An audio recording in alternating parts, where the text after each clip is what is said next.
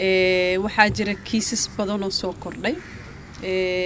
hadda tirada guud ee dadka qaba cudurka waxay maraysaa 237 qof ayaa positive ah dhimashada nasiib darro waxay gaartay ilaa 8 xaaladood ilaahay ha u naxariisto sabar iyo iimaan Allah naga siiyo intii ku geeriyay xanuunka isbitaalka Martini waxaa jiifta ilaa iyo dhowr 10 qofood oo xanuunka la yaala wax daran ma aha intooda waana lala tacaalayaa oo si fiican aan loola socdaa waxaan bilownay qorshihii labaad Martini 2 ay ahaa isbitaal Banaadir inaan qayb ka helnay oo aan sidan shalay ku wargelinay saxaafadda qayb loo gooyay haddii lacala uu buuxsamo isbitaal Martini in iyadana dhinacan loo wareejin karo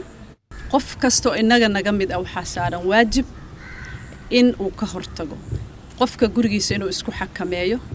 in uu ku dadaalo nadaafadda siiba gacmo dhaqashada ayadoo saabuun iyo sanitizer lagu dhaqanayo ugu yaraan 20